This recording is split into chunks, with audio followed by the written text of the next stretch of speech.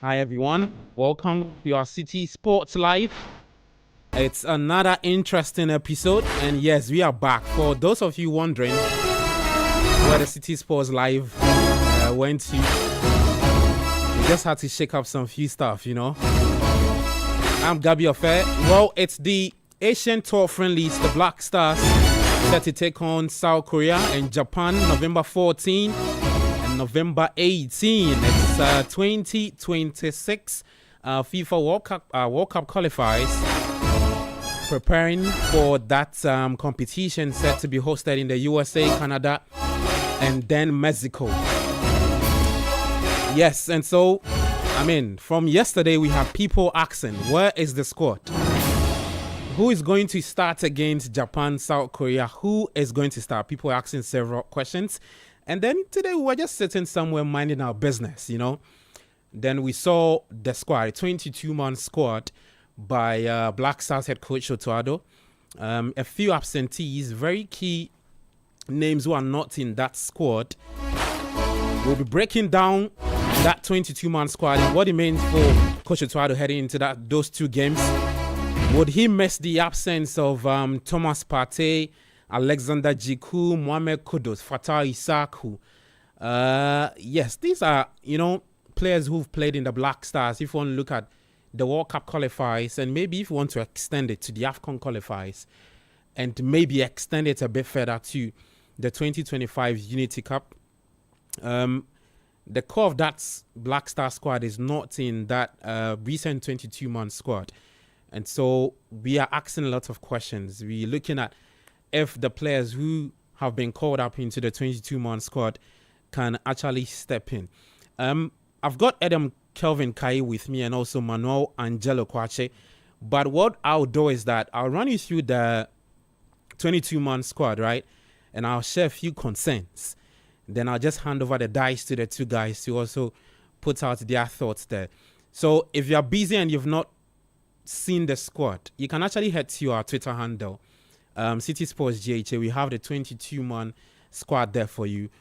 For the goalkeepers, of course, you have Benjamin Asari, who is starting. He was in post for Accra Hearts of Oak in the Super Clash when Hearts of Oak lost by 1-0. He had to leave to join his teammates after that game. There is Joseph Annan, who plays for St. Patrick's Athletic. There's Lawrence Atizigi, who plays for St. Gallen. The defenders, we've got Derek Horn, Jerome Opoku, Jonas Ajete, Caleb Jirinshi, Gideon Mensah, Mohamed Salisu, Ebenezer Annan. There's Kojo Opon Pepra and Ali Dusiedu. For the midfielders, we have Abu Francis in that squad, Prince Owusu, Christopher Bonsuba, there's Kwesi Sibo, and Kamal Dean Sulemana. The forwards, we've got Kelvin Nkrumah, who plays for Mediama Sporting Club, Prince Osei Wusu, there is Prince Edu Kwabna, and then Brandon Thomas Asante plays for Coventry City. He's on top form under manager Frank Lampard, not Thomas Frank. And there's Antoine Semenyo, who missed a penalty in that last game for Bournemouth in the English Premier League. So that's your 22-man squad. The squad has there's got 3 local players in that squad. But before I run you through the local players, the key stars missing out of the 22-man squad is Jordan Ayew is missing. Mohamed Kudus is also out. Thomas Partey is out. Alexander Jiku out. Iñaki Williams, who plays for Athletic Bilbao, is also out. He's missed Athletic's few games in the Spanish La Liga because of an injury he picked up. Joseph Painso is also not in that squad. Abdul Fatah Isaku actually played in the last game, but he's not been too fit for Leicester City. And even if he paid particular attention to the 2026 FIFA World Cup qualifiers against Comoros, the last home game he did not play. And so you would understand. In fact, the news is that Leicester's medical team were in constant discussion with the Ghana Football Association to keep the player out of that game against Comoros, because I remember when Fatal got that ACL at the same stadium, at the Accra Sports Stadium. That's another topic to discuss because the pitch was not too good. Okay. The local base players, we've got Benjamin Asari, of course. He plays for Hearts of Oak. Prince Owusu and Kelvin Nkrumah are two players who play for Midiama Sporting Club. Prince Owusu played in that. I think he came on against Comoros. He played about 15 minutes. Kelvin Nkrumah was also part of the U20 players who was supposed to go for the U20 AFCON. He was dropped, but he's in the squad for the 22-man squad named by Coach Otto Addo. For the debut collapse, yes, Kelvin Nkrumah is in there. And then there's Prince Osei Wusu. And then there's Prince Edukobna. Don't get confused. So we've got 3 Prince in the team, right, in there. Now, 2 Prince Owusu as well. Yes, 2 Prince Owusu in the squad. Guys, just a few concerns though I have. So this is for the uninitiated. It's the Asian Tour Friendlies, right? We have taken on Japan and then South Korea. I'll take you back to the 2022 World Cup in Qatar where we played South Korea and we beat them by 3-2. Mohamed Kudus, I believe, got a brace in that game. The last time we played Japan, we lost by 4 goals. 4-1. Yeah. 4-1, right? Cup. It was Jordan Ayew who scored in that goal. I think he got it to 1-1 and then the game went down. Yeah. So there's 2 friendlies. I mean, Japan and South Korea. It's more like preparatory games for Otto Addo. We are taking advantage of the international FIFA window. And if you want to even juxtapose it to the African countries who have qualified for the AFCON, they'll be playing countries, AFCON-bound teams, to prepare themselves. Because we did not qualify, we've taken that advantage to play against countries that have qualified for the World Cup. Yeah, you know, we are the big boys, you understand? Yeah. We missed out on the AFCON, but we are the World Cup. Everything come. This is my... The AFCON is still the pain. Don't worry, you'll be fine. You watch it on TV. This is what I have to say, though. I don't like the fact that we are going to play 2 games against Japan and South Korea and we don't have our key stars in that squad. I'm saying so because I thought, given Otto Addo's performance in the World Cup qualifiers, all right, or maybe in the AFCON qualifiers, the narrative was that, Otto was facing countries below Ghana in terms of the FIFA ranking, so Chad, Madagascar, Comoros, maybe the AFCON, Sudan, Niger, and who again, Angola. He gets an opportunity to face maybe an A-listed team or a B-listed team. Japan is a team that's comparable to teams that he'll be facing. Exactly. Japan is highly rated. When you look at the FIFA rankings, I think they're in the top 20. In fact, the World Cup qualifiers in their continents, they won the entire qualifiers unblemished. They scored everybody and qualified. In fact, they were one of the first countries. I think they were the first country to qualify. Yeah. Everybody took it, so anyways. So I'm thinking that without the services of these key players for Otto Addo, where is continuity? Because these are the sort of opponents we'll be facing at the World Cup proper. We are not going to be starting. This is not to denigrate or to disrespect, right? The players that we've called in. We are not going to start maybe a Prince Owusu or a Kelvin Nkrumah against an Argentina. That's if the draw is being done on December 5. And we get to face Argentina, Bolivia. I've always prayed for that, though. Bolivia. That we face Argentina. I just want to see something small. Those are the world champions, so I think we've cool down. So, Adam, let's look at this. Otto goes into that game and goes to start somebody like Prince Kelvin. Look, it's 2 things that will get to the player. The occasion gets to him. There's no team cohesion. And I'm thinking that these qualifiers or these friendlies against Japan and South Korea would have been a huge opportunity for these players to actually test themselves against the big boys.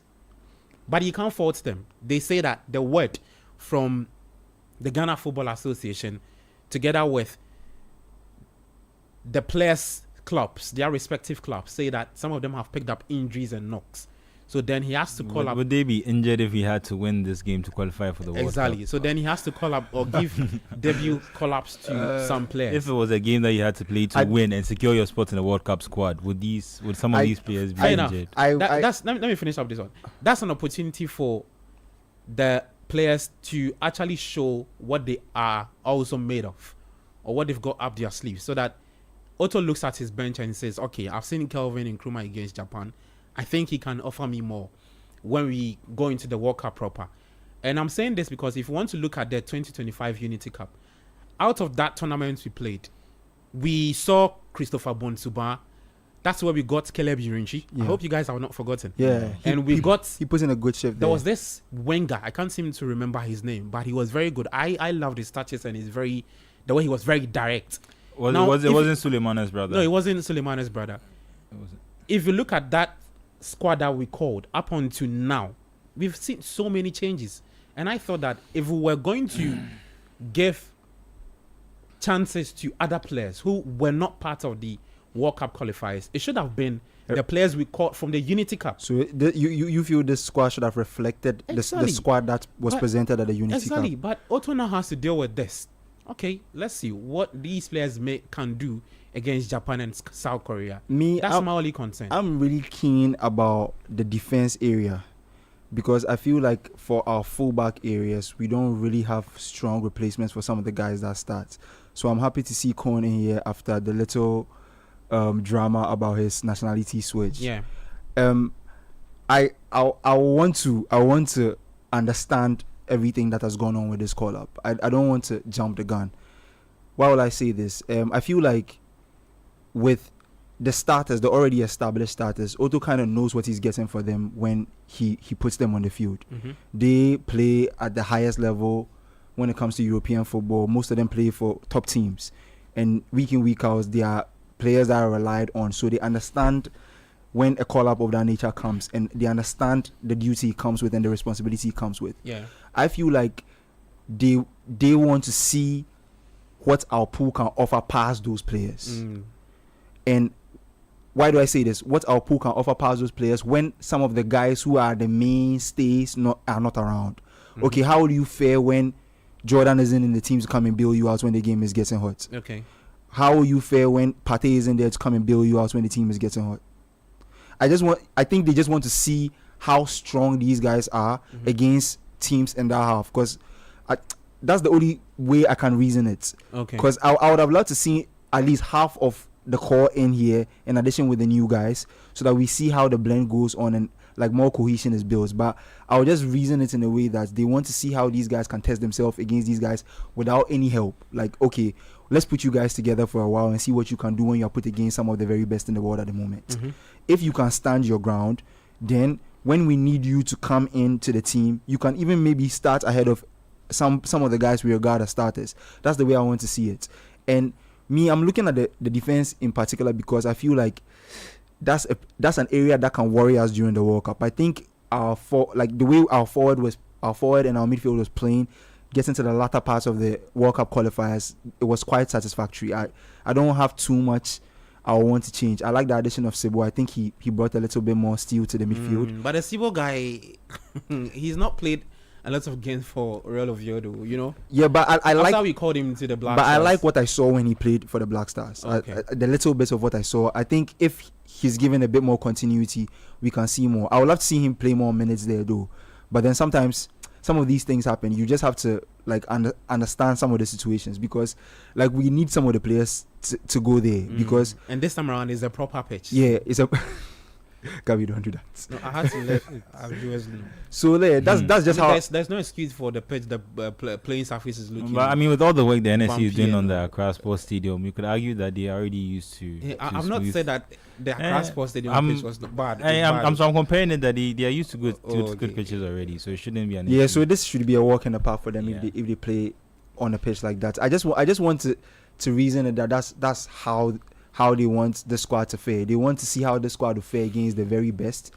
But I think there are a few of the guys who usually start around, so it can kind of supplement that. But I think some of the players they've called are in great form for their clubs. I'm really happy about the inclusion of Brandon. I think he's a player who should have earned the call-up even with the last squad, because I think the Black Stars needs another dimension to like our striker, and I think he's quite a strong striker. Yeah. He offers power most Ghanaian forwards who are usually called up into the team don't offer. And I like what I've seen when he's played for Coventry. So I'm really happy he's in this team. I just want to see how they fare because, as you said, Japan are not a joke team. Like, so if these guys can play these two games and look great, I think it will mean a good thing for the team. It will mean that the team has more more depth, more quality to call upon when needed, especially at the tournaments like the World Cup, because the World Cup is not now that like you are 2-0 down, you are wondering whether this guy is talented enough or good enough to come and offer something to the team. You want to see somebody who you've seen something from that can come, and you know that he's not just coming into the game and you are hoping that he will affect the game. He's coming into the game and you know that he can actually bring some impact into the game.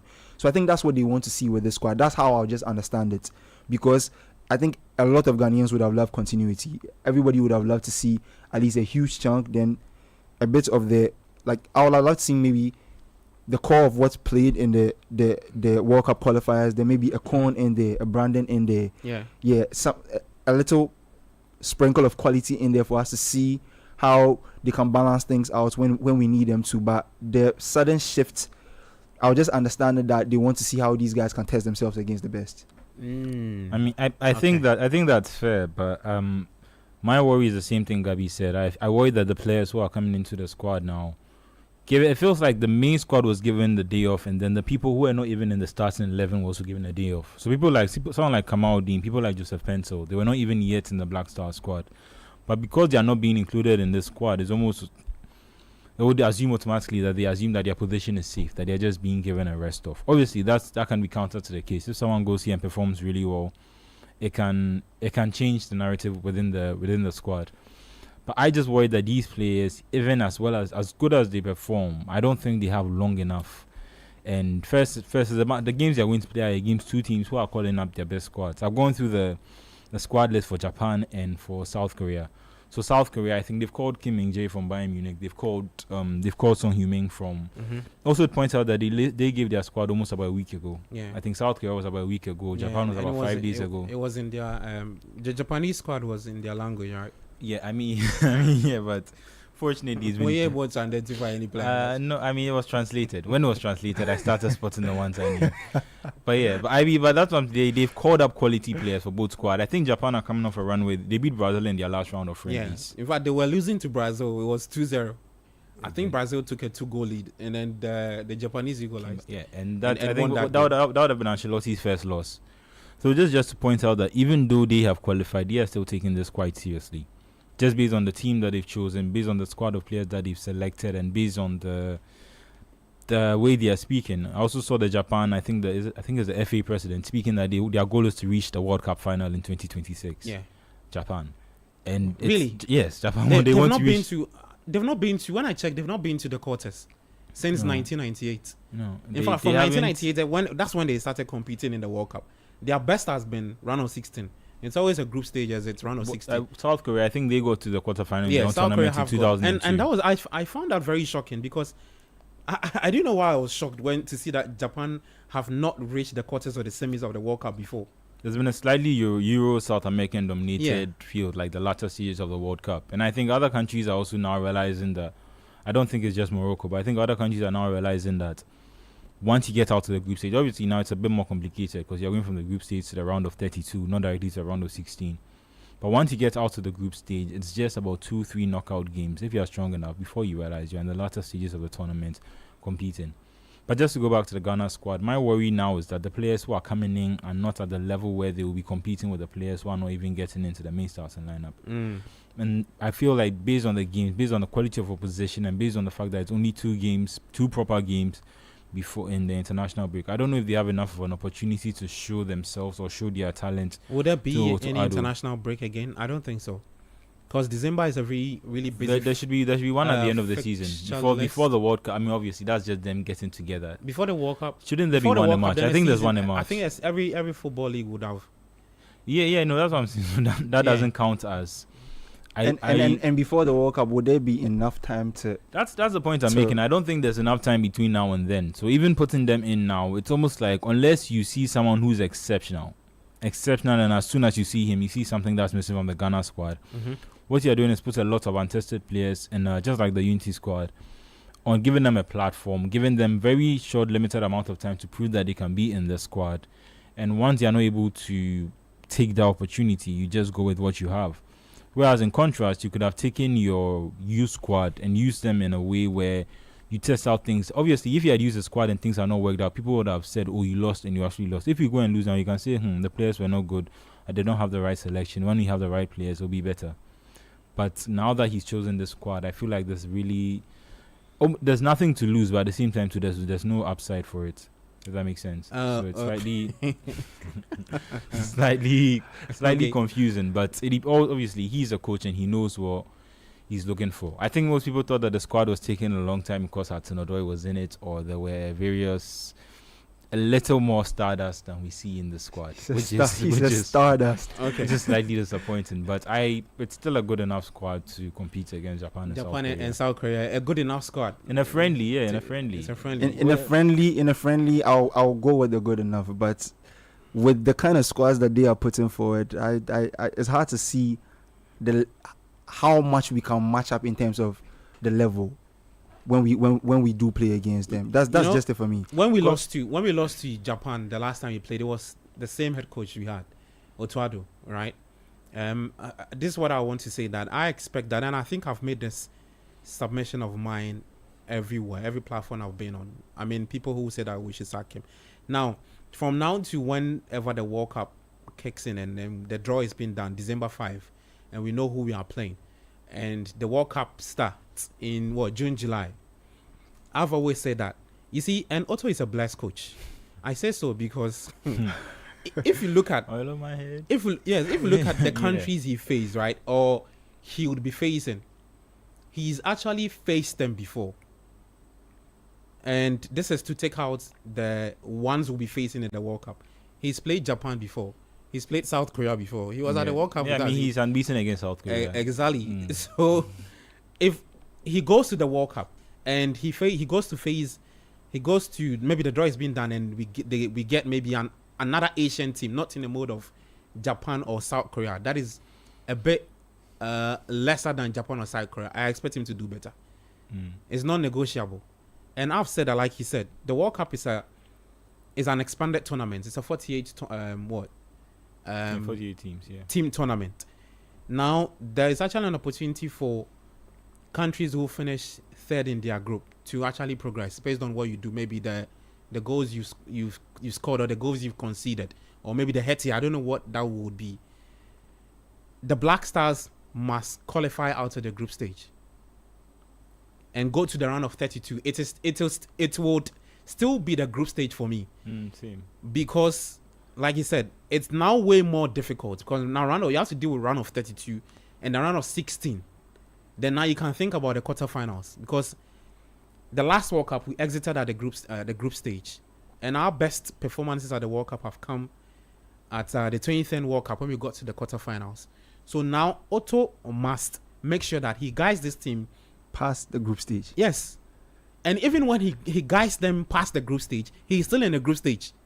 If I'm making sense, because it's the round of 32. Now the round of 32. So now he has to get to the round of 16, and that's the target for him. I don't think the round of 16 can be the target for a country like Ghana that has been to the quarterfinal. It cannot be. But it's an expanded tournament. Yes, that's I understand. It cannot be, but it's because of the standard we are used to. In the, maybe if you want to look at the AFCON or even our performances at the World Cup. I mean, ever since from 2010, if you combine the AFCON and the World Cup, we started struggling at the AFCON in 2019 when we exited at the round of 16. It was a penalty shootout loss to Tunisia, I believe, or Tunisia scored as 1-0 or so. But I know that it was Tunisia that kicked us out. In 2021, we struggled. They kicked us out at the group stage. 2023, same. The World Cup, we missed out in 2018. We were there in 2022. Group stage exit. So because of that performances we've put up from maybe in the last 8 years, the standards have dropped. Yes. The standards have dropped. Yeah. You get it. So round of 16. Since the I think 2015 we were in the final. Yeah. What have we done since then in terms of? That's the point. That's what I'm saying. So we have to go as far back. So I think 2017 we got to the semis. 20. Yeah, I think at least 2017 must have been. Yes. Yeah, 2017. Yeah. So Otto must try and make sure that this team gets out of the group stage, round of 32. Then when we come back, we can now look at him and say, okay, young man, I don't think you're good enough. Because I think that after the World Cup, he has one more year left on his contract.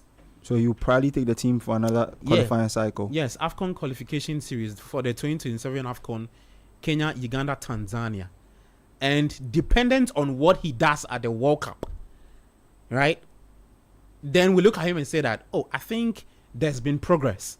He can take us to the AFCON, the 2027 AFCON qualification series, qualifies us to the AFCON, contract ends, and what he does there again, then we can activate, there's a clause in there, I think 1 more year for him to stay on for a 4th year.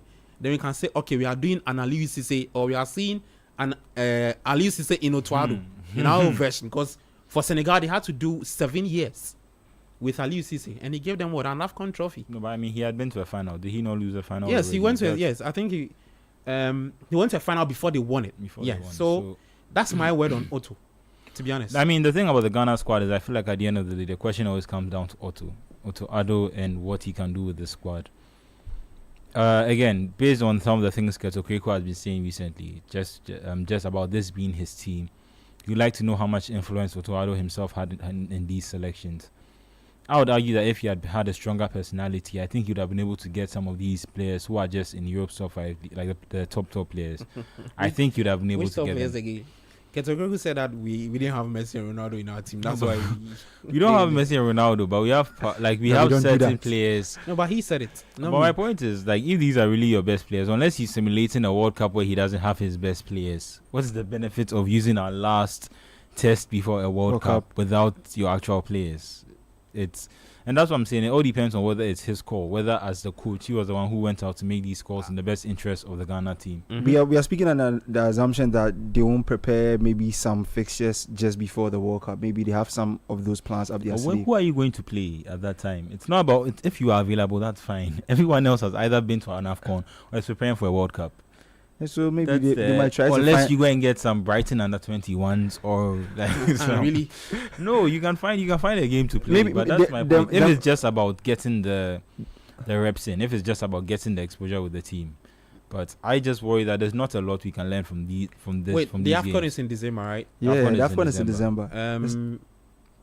Already clubs don't want to release players for the team. So imagine now going to January. I think there will be an international break. Yeah, there will be an international break in January. Okay.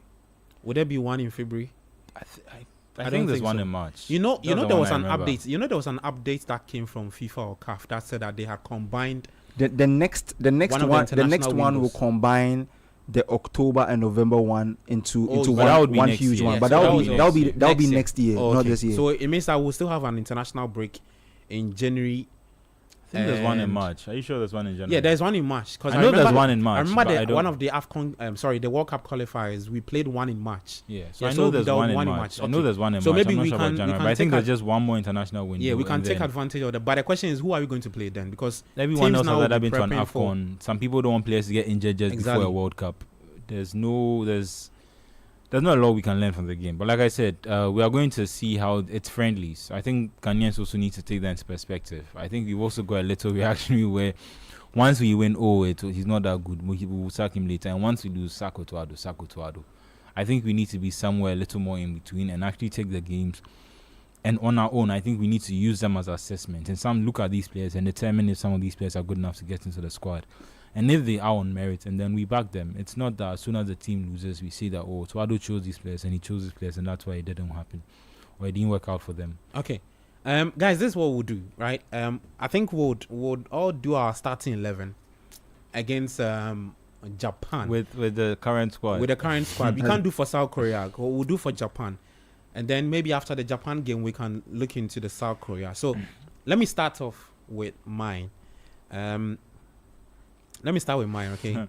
So my goalkeeper for that clash, and before I get into who will be starting, I just want to give an update on when the games will be played. I mean the time. So Japan, we'll be playing Japan on November 14. The kickoff time is 10 a.m. Ghana time, but 7 p.m. Japan time, okay? And South Korea is on November 18. Kickoff time same as 7 p.m. South Korean time, 10 a.m. Ghana time, not 10 p.m. 10 a.m. Ghana time. For my starting 11, I'm now Coach Otto Addo, so I'll start with, let me try and pull up the squad. I'll start with. Oh, I mean Benjamin Asare. Do you need to think about? Oh it? no, I don't need Me, to think the about place it, that but- will struggle the most is probably at the midfield. That's where I don't know what I'll combine. Okay, so my goalkeeper would be Benjamin Asare. Yeah.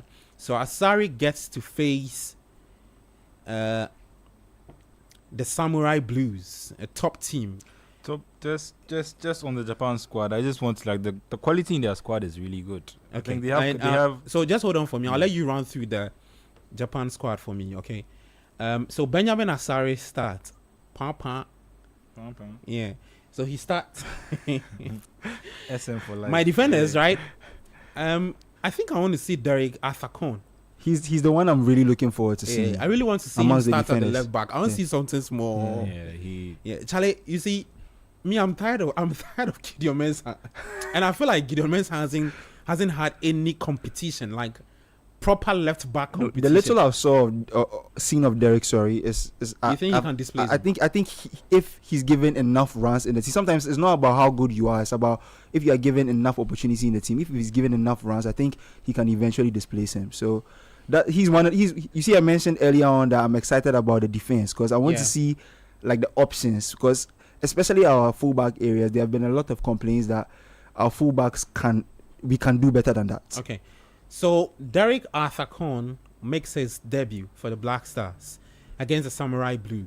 My right back, of course, Caleb Urinchi starts for me.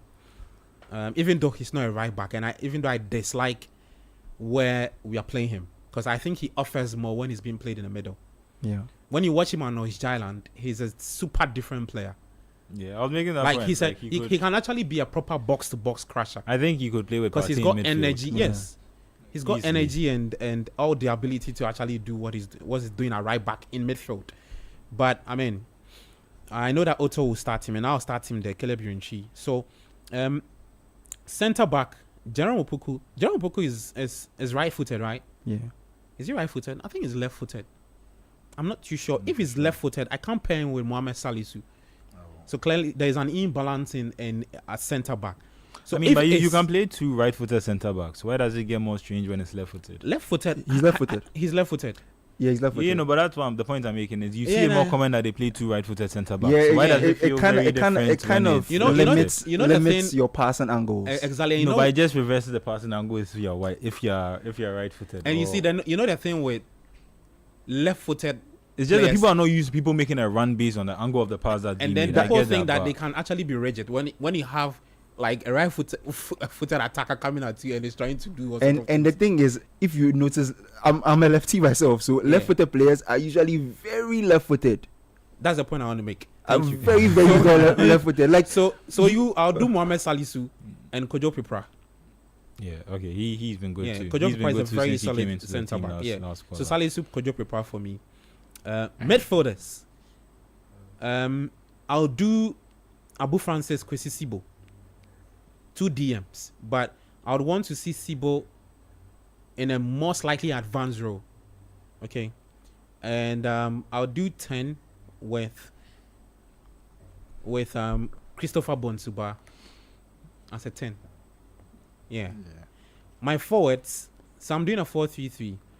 I'll do Anton Semenyo playing on the left, Brandon Thomas Asante leading the attack, and then Prince Edu Kobna, the Victoria players and guy. so Kamaldeen has no place in your team. No, he's too profligate. I like your midfield a lot. So that's the starting 11. But I know Otto going to do something else, so it's fine. So that's my starting 11. I'm just hoping that it comes to fruition or it comes to pass. But yeah. So I mean, for me, Pache, you want to do yours? I think that's a solid team, but I think I'll probably go 4-4-2. 4-4-2. Probably go Benjamin Asare. Same thing, Derek Cone, Salisu, Alidu Siedu. Even though I think he's back now, he should be playing much for. And then Charlie, maybe the Alidu Siedu guy, did you see him against Comoros? Did you see him? Were you happy? I'm what you choosing saw? based on reputation and not form. I'm hoping he can. I I mean, beg that you, is why bro. he's also been selected So into this clearly, team. then you have to know that he's offering you nothing up front. Oh no, it's true. It's not me saying. But look, I've watched him going forward, over and over. he's not been helping us. Yeah, and I think you know, I actually think he actually thrives in. He can actually be an option for you as like if you want to play him on the right side of a back three. As a wing back. Yes. So no, as part of the centre back. Or you rather the right, you draw him back into because I think he's got immense strength. He just wants to do the tidy jobs, clear, no nonsense defender. I mean, that's clearly the Alidu you want. Just keep it tight. If you want to play him as a right back, he's offering you nothing going forward. He doesn't whip in crosses. He gives him he's in space.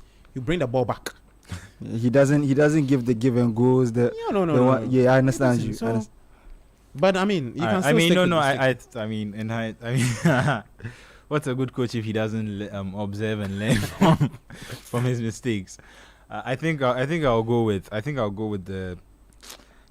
Derek Cohn. I think I'll go with Yurinchi. Then I means that I'll go with my two left-footed centre backs and have the midfield of my defense to change a bit, but I'll manage it like that. Then I'll go for Abu Francis and Kwesi Sibo within the middle. Then I'll play Kamaldeen and Bonsuba out wide, and then have Antoine Semenyo and Brandon Thomas Asante up front. So it'll be a 4-4-2 formation. I'm not sure if that's what Otto Addo will go for. A 4-4-2. Yeah. Has Otto ever played a 4-4-2 before? Nope. I don't think so. Otto has actually gone with a he likes back threes and 4-2-3-1. Yeah, maybe sometimes 4-3-3. I've seen him do 4-3-3-1 once, but even that one later he metamorphosed into something else. So Adam, I'll go with Derek. I mean, again, your keeper. Who is your keeper? Why does? Oh no, I think at this point, at this point, we don't need to speak about who the number one is, because he's been consistent enough when he plays for the national team. So I'll go with Derek, Caleb, Jonas, and Mohamed Salisu. Then I'll maintain Kabi's midfield of Abu Francis and Kwesi Sibo. I'll do something different though. I would like to see Kamaldeen play in front of them as a 10. Mm-hmm. I would just want to Kamaldeen as a 10. Yeah, I want to see. Wow. No, because a lot of people complain about. He's been better this season. Yeah, he's been better this season with his final ball. If you watch him at Atalanta. Okay. So I want to see how that fares behind Brandon, because Brandon is strong and makes good runs. Okay. So if we can get enough balls threaded into him, who knows how it might look like. Then I'll flank him with Semenyo and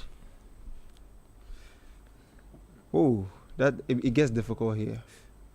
Prince Edu Cup now? Yeah, I'll try Prince. Yeah. I think he's been in good form with Victoria Pilsen. Yeah. Really good form. I'll flank him. And I think I saw a little bit of Kelvin Nkrumah, the Mediama boy. I think he also looks like a. Wait, is he the same guy that was in the team that won gold with the under 20? Yeah. He's a solid. Yeah, he's a solid guy. Yeah. But again, my problem is, like I said, I don't know if there's enough time between the time to show what you can do in terms of the contrast of the players who are available.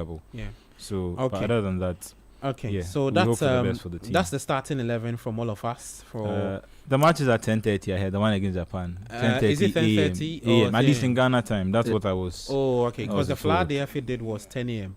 10 a.m. Yes, it's 10 a.m. Ghana time. 7 p.m. Japan 10 a.m. time. Ghana time. Same with the South Korean one too. So this is what people were experiencing when they were watching the World Cup in 2002. Yeah. So you have to. So more like you have to wake up early, depending on, because I was a kid at the time, but Ben said he watched not kid like that. But Ben said he watched halftime and went to school. Yeah, exactly, because you actually had some of the games around 6, some around 7, some around 8. Yeah. So depending on what time you have to report to school, you can actually watch some 45 minutes. That you guys, let's do predictions and then we'll wrap up. We'll back to do this again after the first game against Japan. I think if there's a game we can win, it's to be the Korea game. The Japan game, I feel like the best we might get is a draw. I think we will get beaten in that game. Yeah, before you do, we'll get beaten in that game. Yeah, I think we'll get beaten in the Japan game. Before you do your prediction, just quickly run out through the call-ups, the team, the players for the Japanese national team. Oh, I can't go through everyone because the names are but notable mentions. Suzuki, the Ghana former, not Ghana boy. Let me be respectful. Oh, he's born to a Ghanaian descent. Yeah, he's been called up, which means that's definitely not happening for us. They have Maida in terms of defenders. They have Kamada from Crystal Palace. Wataru Endo has been called up. Mitoma is injured, so he doesn't make the squad. Wow! But they have Minamino and Takikubo in the team, and Yeah, it's really stacked. If we are going to have a chance to beat them, I don't think they'll be playing their best team, especially given that we haven't called our best players. In terms of predictions, a narrow 3-2 defeat, which is very sad, and then Otto wins the second game. A bit like the Unity Cup, you have disappointments in the first, then he wins the second, and but I'll even though I don't think we will beat the Japanese team, I want to see how we perform. I think these games, what Ghanaians should be looking out for is the performance. And throughout Otto's tenure, especially in the World Cup qualifiers, I think progressively the games have gotten a bit better. I want to see a bit more fluidity from the team. I want to see the team like possess the ball better, like play more structured football, creates more quality chances. Like that's really what I'm looking out for. The results are quite irrelevant for me as someone who's analyzing the games in this. I want to see how the team can take a leap forward in terms of how cohesive they are and how they understand what they are going to be doing at the World Cup. Because anything we are going to be seeing in these games, regardless of the fact that the mainstay guys in the team aren't there, should be a preview to how the team will look how the team will look like in the World Cup. So I'm more concerned about how the team will look like collectively, attacking wise, playing through the midfield, and even in defense, how the team looks collectively. That's all I'm looking out for. I want to see like a step up from how we looked from the AFCON qualifiers to the World Cup qualifiers to what we'll probably look at the World Cup. So I just hope they will be able to deliver. I'm also looking forward to see Otto's in-game management. I want to see Otto do things, so like Japan takes a lead against Ghana. How do you then react? Otto switches, he responds in a very positive way. I was actually about to say that's the only thing we can really tell from the game, because in terms of the players are always going to be different, but the one thing that will be there in that squad to the World Cup that I can guarantee is Otto Addo. So he also needs to at least show some so the in-game management, I want to see that. I don't want to see what he was doing at the World Cup against South Korea when he was doing some changes. But he masterminded a comeback. In fact, no, against Portugal when we lost 3-2. That game is a game we could have won. That's what I'm saying. For the benefit of hindsight and for what he's done, I expect him to do way more better than what he's done, right? In the subsequent games that we'll be playing. So we can just say that all the best to Coach Otto Addo. I mean, people say that if you can coach, we can also analyze. Yes, so we've done our bit of analyzing the game, and all the best. So we'll try and see if we can actually okay, I won't say that. We'll be back after the Japan to do more talk on the Black Stars right here on the City Sports Live on the City Sports GHA. Thank you so much, Kelvin Edekai, and also Manuel Angelo Kwache. I'm Gabi Ofe with my what's the name? All right, thank you so much. We're back to do this in our next episode when Ghana beats or loses to Japan or South Korea as part of the build-up to the 2026 FIFA World Cup in the USA, Canada, and Mexico. In the meantime, take care of yourself and bye-bye.